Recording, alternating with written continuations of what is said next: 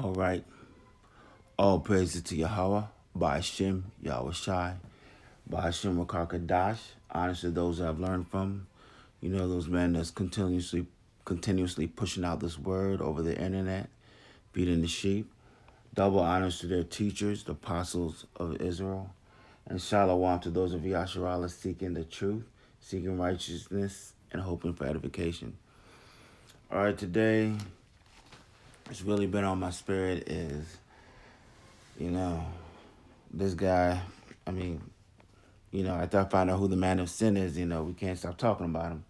That would be Esau. And I don't know if he understands this, but the Most High really has it out for the wicked. He really has it out for this guy Esau. Not just him, but the 2/3 of our nation that have just continuously been stubborn and continuously just been out of order. Now, I'm going to start with just a familiar scripture. I'm going to go ahead and start, and we're going to do the Old Testament and the New Testament to let y'all know that, as the Most High said, he doesn't change. He's the same as he's always been. He's the same. This will be Malachi 1 and 3. And I hated Esau and laid his mountains and his heritage waste for the dragons of the wilderness. Plain and simple. The Most High right there is saying he hated Esau and laid his mountains, he's Mount Seir, and his heritage waste for the dragons of the wilderness. That's the Old Testament. Plain and simple, right there, cut and dry. Let's go into Romans 9 and 13 for the New Testament. As it is written, Jacob have I loved, but Esau have I hated. Straight there, cut and dry, Old Testament.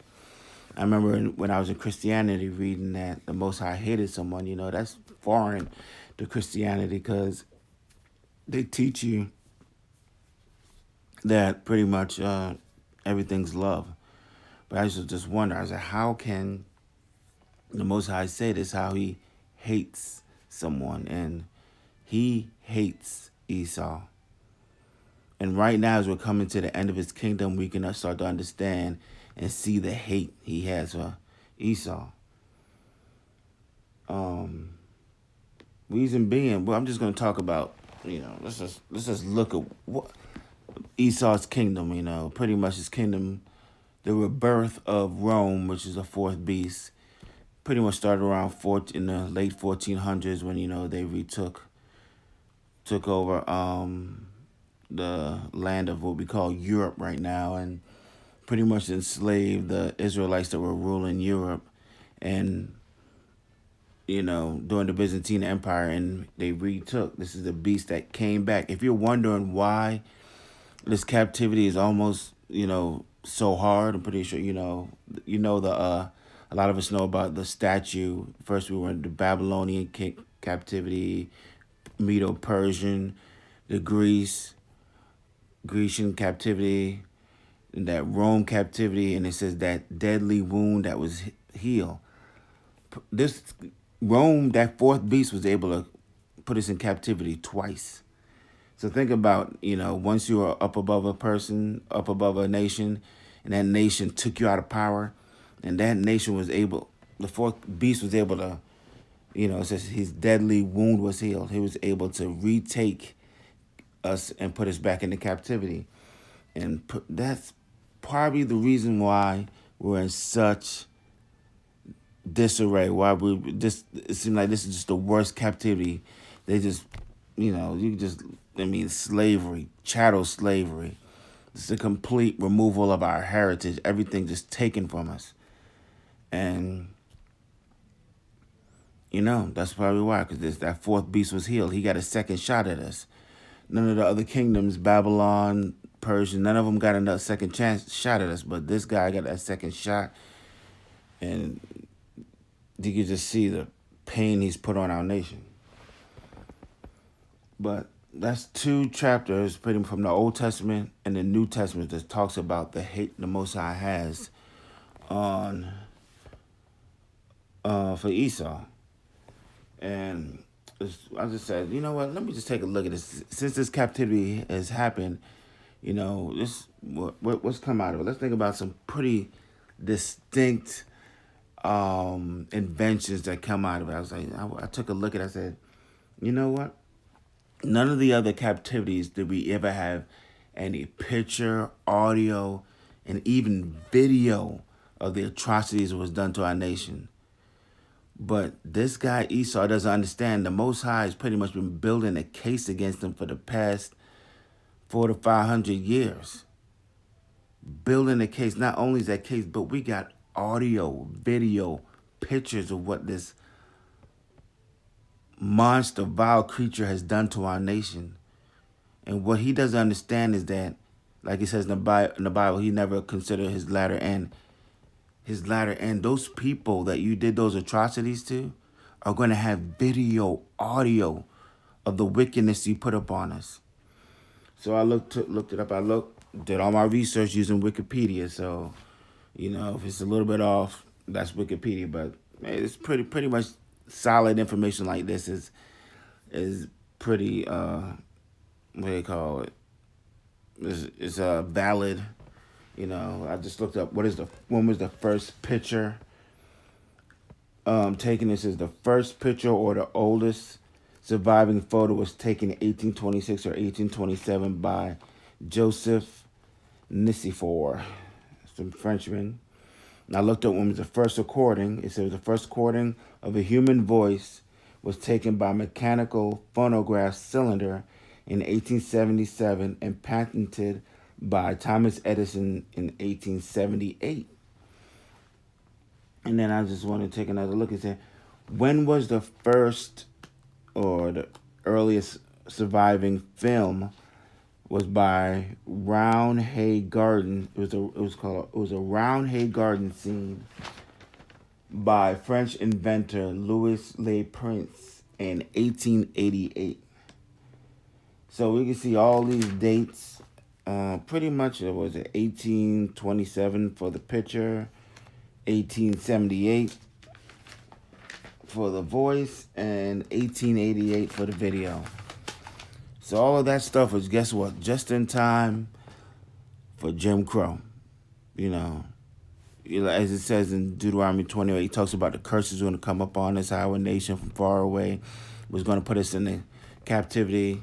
And, we were in chattel slavery pretty much from the before, they said the first slave ship got here in 1619. And we know the Northern Kingdom was already over here being massacred since the late 1400s, early 1500s.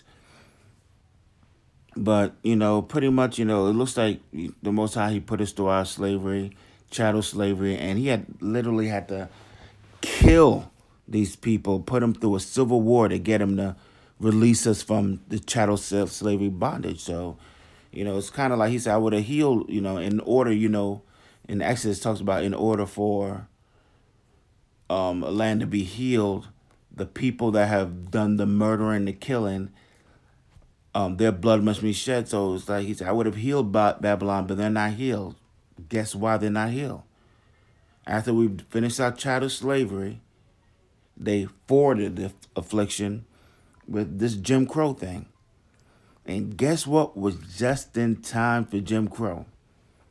We got pictures, we got voice, we even got some film showing the atrocities that the nation of Edom put upon the nation of Israel.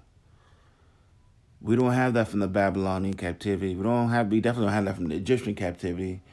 That's when the northern and southern kingdom, that's the only time that the northern and southern kingdom were in captivity together were in Egypt. And of course, we know America is the new Egypt. America is the daughter of Babylon. So with that, we have video proof of the wickedness this man has done to us. And It's horrible. You can look at the pictures of them lynching us, pointing at the mangled bodies hanging from trees, the pictures of them sicking dogs in us. And this is all when our affliction should have pretty much been over. We should have been starting to repair our nation.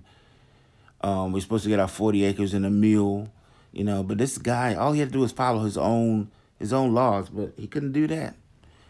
So the Most High really has it out for you because we've got video, audio, pictures of the wickedness you've done to the children of Yasharallah. And what you don't understand is that your latter end is the saints are going to take the kingdom. Those same people that you hanged, castrated, destroyed, stole their heritage, they are going to have complete access over your life. But you're not getting that. It's just like, here we go. Where we at? We're just going to look at Genesis 15. I'm going to start at 13. And I just want to show you how anytime any nation put us in captivity, at the end of our captivity, the Most High will judge them. If you want to take a look at even even after the first Roman captivity, we put them, they were judged. We put them in under our feet for 1,000 years until they, their deadly wound was healed. Let's see. All right, Genesis 15. I'm gonna start at 13. And he said unto Abraham, know of a surety that thy seed shall be a stranger in a land that is not theirs, and shall serve them, and they shall afflict them there for 400 years. And also that nation whom they shall serve will I judge. So this guy, not only did he put us into captivity, he used our own Bible to help enslave our mind. And with him doing that, he knew what was going to happen to him. What's wrong with this guy, man? He knew that he was at the end of every captivity. Anytime you put the Most High's children in captivity, at the end of it, you're going to be judged. He said at the end of that, was it in 13 and 14, he says, whom they shall serve, and also that nation whom they shall serve will I judge. So there's a judgment coming for you. And guess who's going to be, the saints are going to take the kingdom. We are going to be judging you, man. What is wrong with you? Don't you know was that at the end of this, you're going to be judged? All right. And now, so this guy he doesn't understand what's going on here. It's like he doesn't, every time you think about, when you go to heaven, and judgment's going to be there, the Most High is going to play back all the things you've done wrong. And you just, in your mind, you can't fathom how he's going to know everything you did wrong. Just look on the earth. This guy didn't understand what's going on. He got pictures. During his kingdom, pictures came about, voice recordings came out, movies came about, 12 Years a Slave, the Django Unchained. You are looking at your judgment right in front of you, but he's just not getting it through his head. And look what he got now. I was looking at one of my people I subscribe to, GMS Yeshaya, and he got this video right here. And it's talking about the 5G system, how you can't opt out. I mean, and look, this is what he's gone to now. Let me see if I can play the video. I'm going to start it right here. We'll watch a little bit, then we'll talk about it. At the same time, you're developing 5G, right? The platform, and I'll get to that in a second, but you're also developing Baidu, Alibaba, and Tencent. So now when you walk into, and you're starting to see the emergence of the 5G world in China. So you walk into a restaurant after you've ordered your food, and a camera picks you up and you said, hey, David, welcome, here's your food, right? So you're starting to get the feel of what a 5G world is. And what is a 5G world? The platform is the network. So this is mobile computing paired with a pipe. 5G is computing and networking combined on the same platform. So this goes away. You walk outside your door and you say Uber. You don't get on your phone and say, I want an Uber. You just say Uber. Camera picks up your face or a microphone picks up you. Come on. That's what 5G is. That's what 5G is. And then the Uber shows up. There's a camera on the car that sees you, knows who you are, Don't have to ask you your name. You get in and you go to wherever you want. You get out and you go do whatever you want.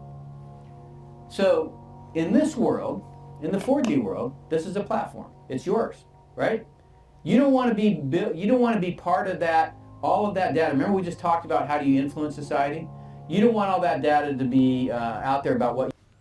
All right, so I'm going to stop it right there. So now we got the voice, we got the video, we got the pictures, we got everything right here.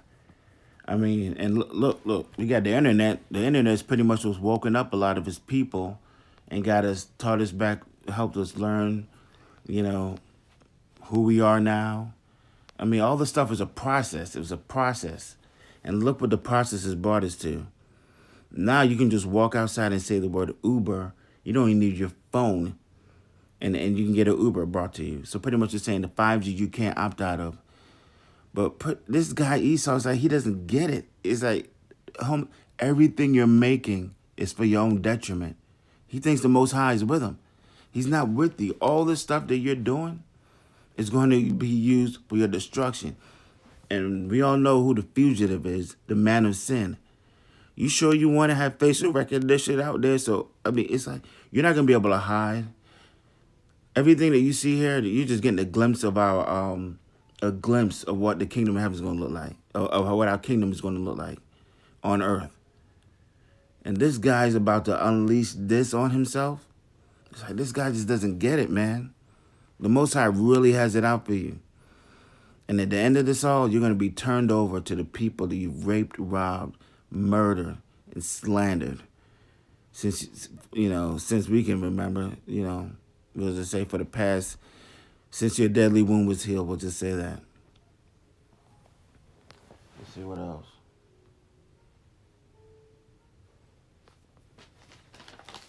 So with that, I'm just going to say, this guy Esau, man, Most High really got it out for you. You think you're winning, but at every turn, you've been losing. And with that, I'm going to say, Shalom. All praises to Yahweh, Ba'ashem Yahweh Shai, Ba'ashem Makakadash. Honors to those I learned from. Double honors to the apostles of Israel. And Shalom to those of Yasharallah seeking the truth, seeking righteousness, and humble edification. Shalom.